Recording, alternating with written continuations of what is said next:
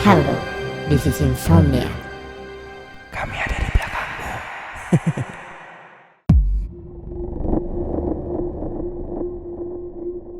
Halo semua, di episode kali ini ada cerita dari Gina yang akan membagikan pengalaman horornya saat berkendara di sepanjang jalur Pantura. Cerita ini akan dibagikan dalam bentuk point of view pertama, di mana pendengar seolah-olah bisa merasakan sensasi horornya secara langsung. Simak ceritanya sampai selesai.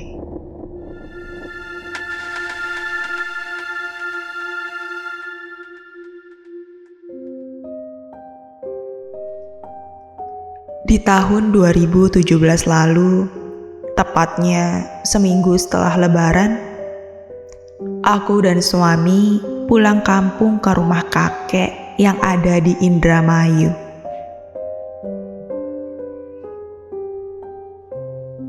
Karena sekarang aku sudah menikah, ini adalah kali pertamaku pergi berdua naik mobil pribadi. Karena sebelumnya, aku pergi bareng keluarga naik bus.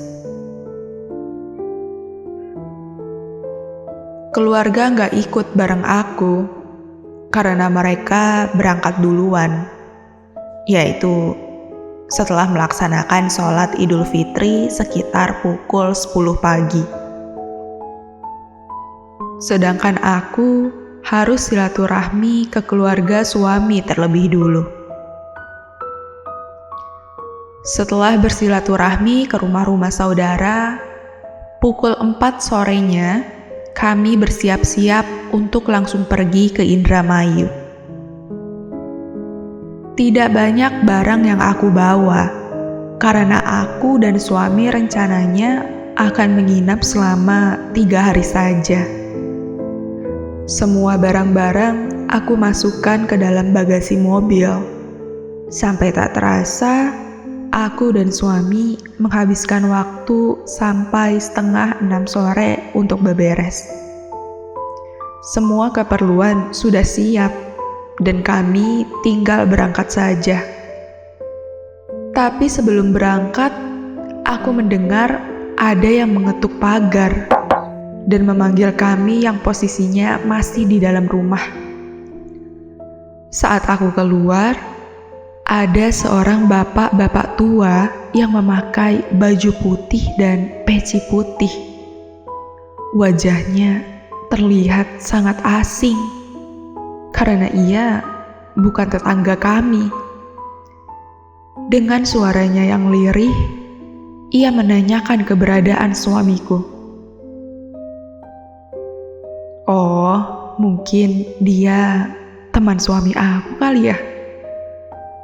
Aku lalu memanggil suami kalau ada orang yang mencarinya di luar.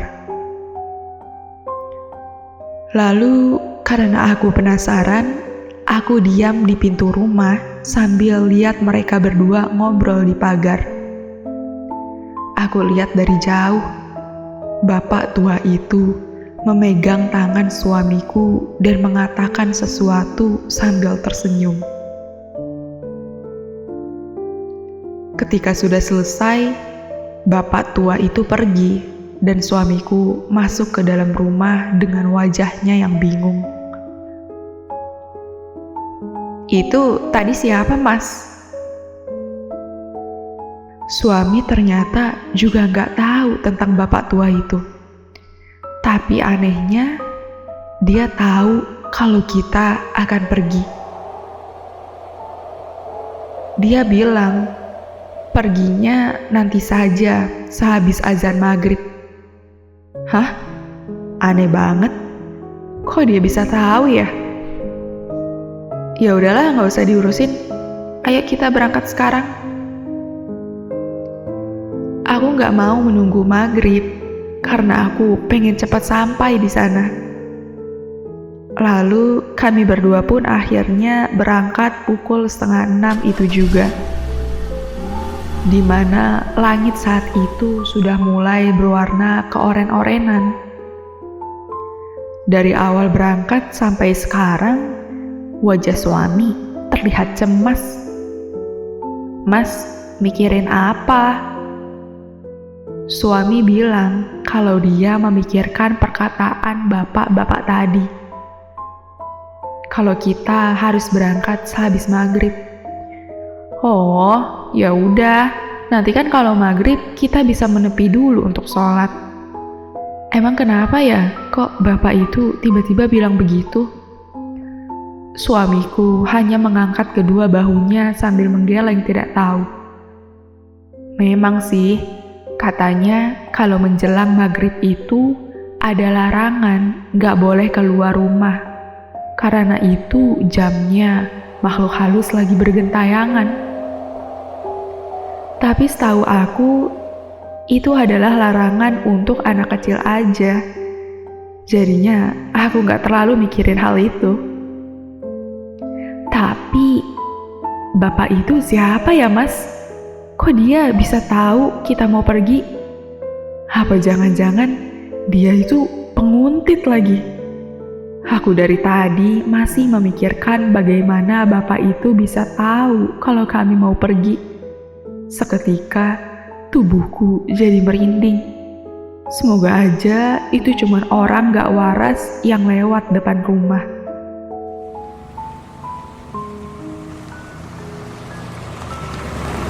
Sepanjang jalan, aku sering bermain HP dan terkadang cuma diem ngeliatin pemandangan di depan. Kami berdua juga menyempatkan untuk menepi kalau waktu sholat sudah tiba. Seperti sekarang, suami menepi untuk sholat maghrib. Karena aku lagi nggak sholat, aku cuma nunggu di dalam mobil. Aku menunggu sendirian sambil bermain HP. Kaca ku buka penuh agar dapat angin karena mesin mobil dimatikan. Loh, suaranya terdengar seperti pintu mobil terbuka. Aku lalu melihat ke belakang, melihat ke pintu tengah yang ada di sebelah kiri dan kanan. Kedua pintu itu tertutup normal, tidak terbuka sama sekali. Aku kemudian melanjutkan bermain HP. Tapi aku masih kepikiran dengan suara tadi. Suara yang terdengar jelas seperti suara pintu terbuka. Karena penasaran, aku lalu turun dari mobil untuk mengecek semua pintu. Mulai dari yang terdekat, yaitu pintu tengah bagian kiri. Ketika aku cek, pintunya tertutup. Lalu, aku terus jalan menuju pintu belakang.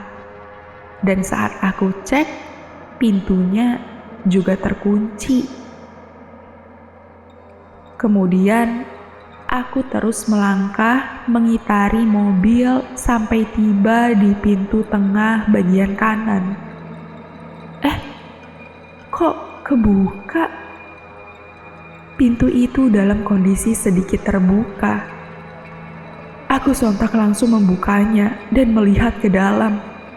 Menyenteri setiap sudut mobil, mencari-cari apa ada sesuatu yang masuk ke dalam. Tiba-tiba, ada seorang yang memanggil namaku dari belakang. Lalu saat kulihat, itu adalah suamiku. Mas, ngagetin aja. Mas, masa pintu ini kebuka tahu mas? Siapa yang ngebuka coba? Kan kekunci dari dalam. Kami kemudian melanjutkan perjalanan. Aku masih terus memikirkan kejadian aneh tadi. Siapa yang ngebuka pintu mobil kami? Padahal pintunya semua terkunci. Di perjalanan, suami bilang kalau kita akan melewati jalur Pantura untuk sampai ke Indramayu. Aku hanya mengangguk karena aku gak terlalu tahu jalan, jadi ya iya aja. Sudah 2 jam berlalu, kondisi jalan lancar dan sangat sepi. Padahal Di awal-awal banyak sekali kendaraan yang berlalu lalang. Sampainya di sini sangat sepi. Sisi kanan dan kirinya itu sawah semua. Rasanya jalan seperti menuju hutan, benar-benar gelap dan sedikit pencahayaan. Mas, itu suara apaan? Kok kenceng banget bunyinya?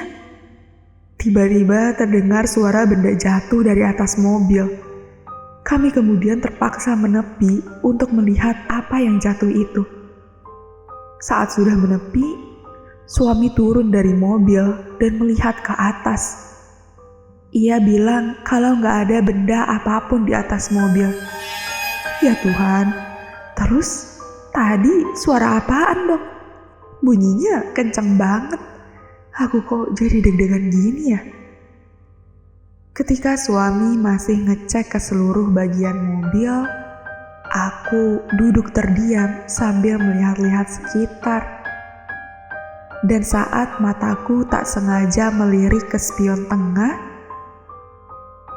ada bayangan wajah yang duduk di kursi tengah. Aku sontak langsung melihat ke belakang, tapi tidak ada siapapun. Tubuhku merinding hebat. Wajah itu nampak tidak jelas, tapi aku yakin banget kalau itu adalah sosok wajah. Jantungku perlahan berdegup cepat. Mas, udah yuk jalan lagi. Aku udah mulai merasa gak nyaman. Saat aku duduk dalam kondisi rambut terurai, tiba-tiba rambutku ditarik dari belakang. Tarikan itu terasa kencang sampai aku benar-benar kaget.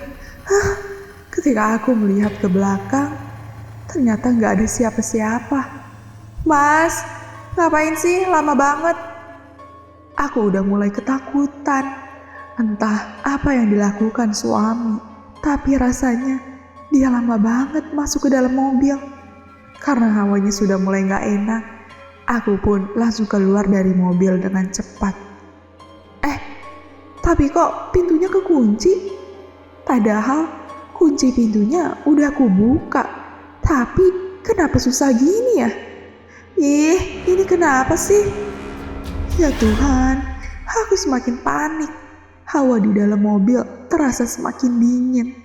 Aku paksakan membuka pintu ini dengan kencang, sampai kemudian badanku terasa dicolek dari belakang.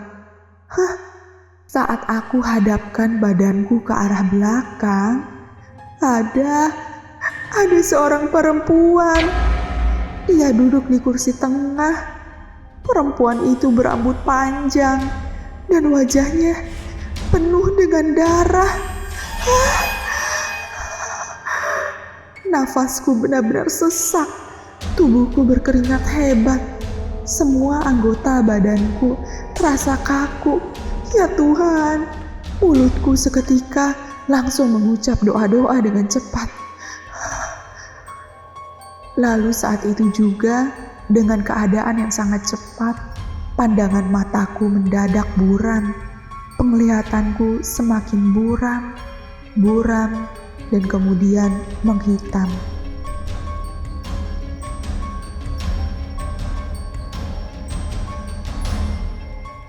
Aku gak bisa melihat apapun, dan dalam waktu yang singkat, mataku kembali terbuka. Loh, Mas, ini di mana? Saat aku lihat, aku sudah ada di dalam ruangan yang penuh dengan orang-orang yang gak ku kenal. Suamiku berteriak sambil memelukku dengan cepat. Ia tak henti-hentinya menangis. Ada apa sih, Mas? Aku benar-benar bingung. Kenapa kita tiba-tiba ada di sini? Terus, Mas, kenapa nangis? Ketika semua keadaan sudah membaik, suami berpamitan dengan orang-orang di sana. Ia menyalami seseorang yang penampilannya seperti ustadz. Kami lalu kembali naik ke dalam mobil dan melanjutkan perjalanan. Aku yang benar-benar bingung, banyak bertanya ke suami. Tapi suamiku gak mau cerita sebelum kami tiba di rumah. Ternyata perjalanan menuju rumah tinggal 30 menit lagi. Aneh deh, kenapa cepet banget ya ke Indramayunya? Perasaan tadi masih jauh deh. Sesampainya di rumah, mamaku langsung memapah pundakku layaknya orang sakit. Wajahnya juga terlihat cemas. "Ma, ada apa sih? Aku kan gak sakit." Entah kenapa semua orang di rumah ini bersikap aneh padaku.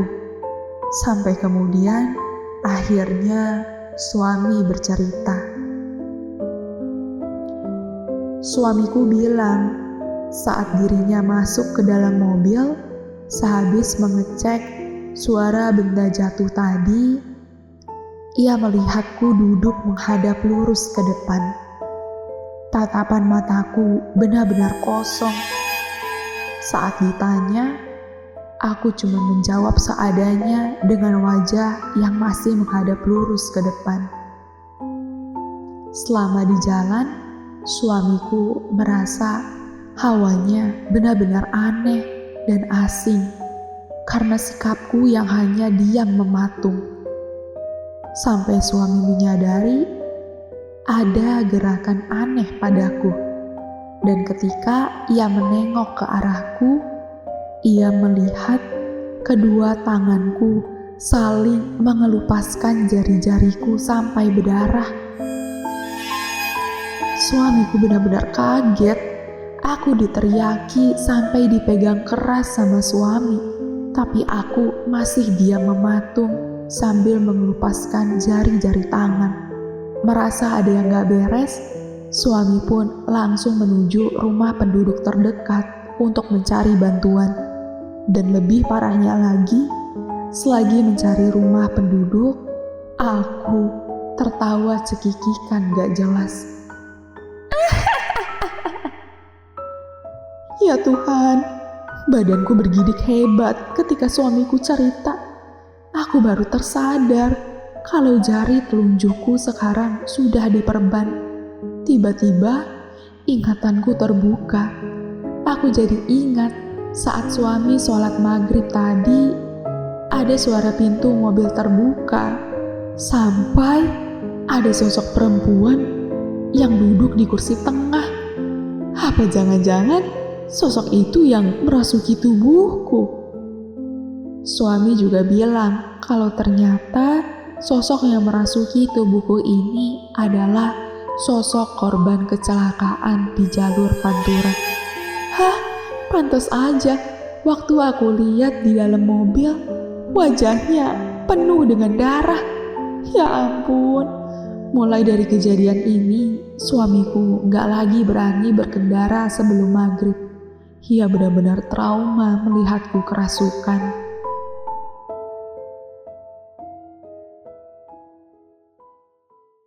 Gimana penonton untuk konten kali ini?